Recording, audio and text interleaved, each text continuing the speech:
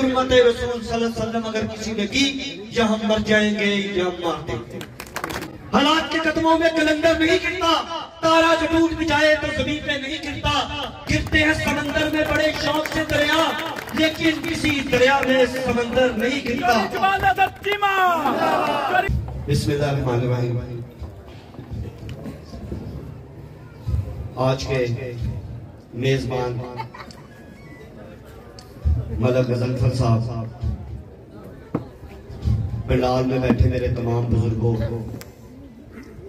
मेरे दोस्तों, मेरे भाइयों, और स्टेज पर बैठे मेरे तमाम मोअज़्ज़ीज़, जिनमें मेरे भाई, मेरे मौसम जायद अमीन वड़ाई साहब, चौधरी अमानत साहब, शेख खादा साहब, कामरान जलाल साहब, नजर अब्बास हैदरी साहब, चाचा मलक जैद साहब, मैं रियाज साहब, और मलक गजनफर साहब की तमाम टीम, मलक आरिफ साहब, मेरे भाई मोहसन, तमाम चाचे, आप सबकी खिदमत में यह नाचीज जमाल नासर चीमा सलाम पेश करता है। उसके बाद मैं आज के मेजबानों का और अहले आने रावाली का दिल की अथाह गहराइयों से शुक्रिया अदा करता हूँ कि जिस तरह प्यार भरे अंदाज में आपने आज हमारा इस्तकबाल किया, ढोल की थाप पर फूलों की पत्तियों से जिस तरह आपने इस नाचीज की इज्जत फजाई की, उस पर मैं दिल की अथाह गहराइयों से आपका शुक्रिया अदा करता हूँ। और आपका ये प्यार, आपकी मोहब्बत इंशाअल्लाह ताला मैं रहती दुनिया तक याद रखूंगा। आपने मेरी इज्जत अफजाई की, अल्लाह आपकी इज्जत में भी इजाफा करे। मेरे से पहले तमाम मेजबान और मेरे तमाम भाइयों ने बातें की हैं, जिसमें इमरान बेग साहब ने आपको बड़ी डिटेल बताई है, लेकिन मैं आपसे सिर्फ 2-3 चीजें अर्ज करना चाहता हूँ। और मैं गुजारिश करूंगा कि मेरे नौजवान, मेरे दोस्त, मेरे भाई इस पंडाल में मौजूद हैं, तो आपसे मैं गुजारिश करता हूं कि मैं आपका ज्यादा वक्त लेना नहीं चाहता, आप सिर्फ मेरी 2-4 मिनट की बात सुन लें। जिस तरह इलेक्शन करीब आते हैं और हर तरफ तमीर और तरक्की के नारे लगते हैं, जिस तरह इमरान बेग साहब ने बताया कि गलियां बन गई, पीसीसी बन गए, गैस की लाइनें बिछ गई। जब से मेरी उम्र तकरीबन 37 साल हो गई है, जब मैं पैदा हुआ तो मेरे वालिद, मेरे बुजुर्ग तब भी एमपीए थे। टोटल मेरे बुजुर्ग 6 दफा एमपीए रह चुके हैं। मैं अर्ज करना चाहता हूं कि मैं जब से पैदा हुआ हूं मैं यही सुन रहा हूं कि गलियां बन जाएंगी, गलियां बन रही हैं, तमीर और तरक्की के काम हो जाएंगे। पिछले 35 साल से इस मुल्क पर और खुसूसन पंजाब पर पाकिस्तान मुस्लिम लीग नून हुक्मरानी में है, और तब से गलियां, नालियां, तमीर और तरक्की, कभी पीपल्स पार्टी का दौर आ गया और बेनजीर इनकम सपोर्ट प्रोग्राम के नाम पर गरीबों की गरीबी को, उनकी मुफलिसी को लूटा गया। सफेद पोश की सफेद पोशी बचाने के नए नए तरीके बताए गए, लेकिन ये इलेक्शन उस इलेक्शन से बड़ा मुख्तलिफ है। मैं आपको 75 साल पहले की तारीख बताना चाहता हूं कि जब हमारे आबाओ अजदाद ने पाकिस्तान को बनाने के लिए कुर्बानियां दी, जब तब के नौजवानों ने कायदे आज़म मोहम्मद अली जिन्ना का साथ दिया, तो आपके दादा ने, आपके ताया ने, आपके बुजुर्गों ने, कुछ यहाँ बुजुर्ग बैठे हैं मेरे चाचे, इनके बड़े भाइयों ने इनको बताया, क्या आपने किसी किताब में पढ़ा, क्या आपने किसी के मुंह से ये सुना कि पाकिस्तान इसलिए बना कि तब हमारे खूह की गली पक्की नहीं थी? क्या पाकिस्तान इसलिए बना कि तब लोगों को 2 वक्त की रोटी मैसर नहीं थी? क्या पाकिस्तान इसलिए बना कि पाकिस्तान बनेगा, हमारे मोहल्ले में गैस आएगी, चूल्हों में गैस चलेगी, पीसीसी होगी? क्या इसलिए बना कि मुलाजमत मिलेगी? क्या इसलिए बना कि लोगों को सुकून से नींद नहीं आती थी? मेरे अजीजम, जो हमारे आबाओ अजदाद ने इस मुल्क को बनाने के लिए कुर्बानियां दी, अपनी जमीन जायदाद वहां छोड़कर पाकिस्तान में आ गए, अपने माल, अपने जानवर, अपने मवेशी, अपने बने बनाए मकानों को कुर्बानी देकर पाकिस्तान की जद्दोजहद में शमूलियत अख्तियार की, तो वजह क्या थी? वजह सिर्फ और सिर्फ दो थी।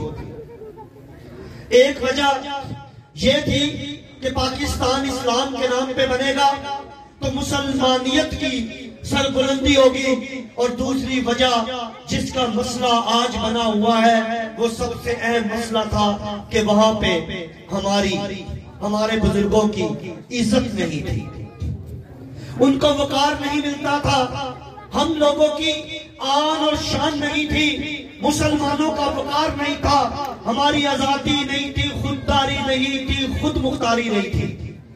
तो साबित ये हुआ कि पाकिस्तान सिर्फ और सिर्फ पाकिस्तानियों की आन के लिए बना, पाकिस्तानियों के वकार के लिए बना, मजहब के बाद पाकिस्तानियों की खुददारी, खुद मुख्तारी, आजादी, आन और शान के लिए बना।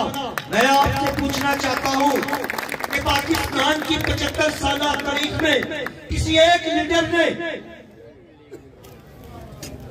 मैं आप लोगों से सवाल करता हूं, और अगर कोई पंडाल पे बैठा मुझे इसका जवाब दे तो मुझे इसकी खुशी होगी, मेरे इल्म में इजाफा होगा।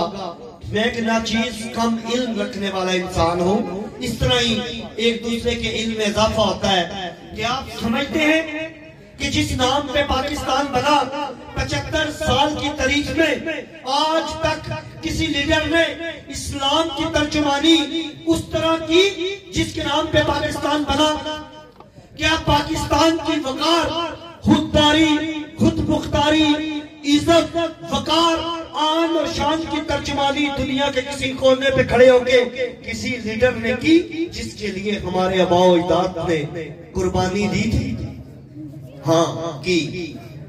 75 साल की तारीख में एक लीडर मुजाहिद ने, इस्लाम के तर्जुमान ने, पाकिस्तानियों के नुमाइंदे ने, इमरान खान ने यूएनओ में खड़े होकर इस्लाम फोबिया की बात की। उसने यूएनओ के स्टेज पर खड़े होकर ला इलाहा इल्लल्लाह मुहम्मद रसूलुल्लाह के कलमे का विर्द किया और बताया कि ये बिल यूएनओ में मैं बतौर वजीर आजम पाकिस्तान इमरान खान पेश करता हूँ कि हुर्मत रसूल सल्लल्लाहु अलैहि वसल्लम अगर किसी ने की, या हम मर जाएंगे या हम मार देंगे। जमाल नासिर जीमा, जमाल नासिर जीमा। तब मैंने देखा कि बीबीसी, CNN, अल जजीरा से लेकर पाकिस्तान के तमाम टीवी चैनल ने दिखाया, राहवाली के बासी पंजाब का एक शख्स तब सोशल मीडिया पर खड़ा होकर बता रहा था कि मुसलमानों का तर्जुमान आ चुका है, पाकिस्तान की नुमाइंदगी करने वाला आ चुका है। पूरी कौम खुशी से झूम रही थी, लेकिन आलमी ताकतें परेशान हो चुकी थी और उन्होंने ये फैसला कर लिया कि यूएनओ की तारीख में पहली दफा किस तरह इसने जुर्रत कर दी कि कलमा मोहम्मद सल्लल्लाहु अलैहि वसल्लम स्टेज पर आकर पढ़ दिया। आप सल्लल्लाहु अलैहि वसल्लम की हुर्मत की बात इसने कर दी। ये मुसलमानों की तर्जुमानी की बात कर रहा है, ये उनकी नुमाइंदगी की बात कर रहा है, ये पाकिस्तान की खुददारी और खुद मुख्तारी की बात कर रहा है। इसी सिलसिले में उन्होंने ये फैसला कर लिया कि इसको हम सीट से उतार के रहेंगे और इसको मैसेज दिया कि तुम रशिया नहीं जाओगे। इन पाकिस्तानियों के लिए सस्ती गंदम और सस्ते पेट्रोल के लिए तुम रशिया नहीं जा सकते, क्योंकि पूरी दुनिया के एक स्टैंडर्ड सेट है कि पेट्रोल और डीजल जब भी बिकेगा उसकी कमीशन अमेरिका लेगा, उसकी अमेरिका की इजारादारी खत्म नहीं की जा सकती। इसने कहा नहीं, मैं अपने पाकिस्तानियों के लिए सस्ती गंदम के हसूल के लिए, सस्ते पेट्रोल के लिए रशिया जाऊंगा और तमाम पाबंदी और तमाम मुश्किलात के बावजूद आपको याद होगा इमरान खान ने 5 रुपए पेट्रोल, 5 रुपए बिजली, 5 रुपए डीजल, हर चीज तब भी सस्ती कर दी थी। और यूएनओ ने तब भी कहा था कि IMF के जो मुआहिदा है उसकी तुम खिलाफ वर्जी कर रहे हो। उसने कहा कि जब मेरे पाकिस्तानी गुजारा नहीं कर पाएंगे तो मैं ऐसे मुआहिदों को, मैं ऐसी पाबंदियों को नहीं मानता, मैं ऐसी पाबंदियों को नहीं जानता। इमरान खान कदम बढ़ाओ, इमरान खान कदम बढ़ाओ, जरी जमाल नसर चीमा। उसके बाद पहला यूएनओ की तकरीर, दूसरी वजह रशिया, फिर तीसरा मैसेज आया कि पाकिस्तान की 75 साल तारीख में पाकिस्तान ने आज तक आजाद फॉरेन पॉलिसी नहीं दी, तुम भी आजाद फॉरेन पॉलिसी नहीं दोगे, तुम भी अमेरिका की डिक्टेशन पर फॉरेन पॉलिसी दोगे, तुम रशिया चाइना के साथ अपने मुआहदे आजादाना नहीं कर सकते।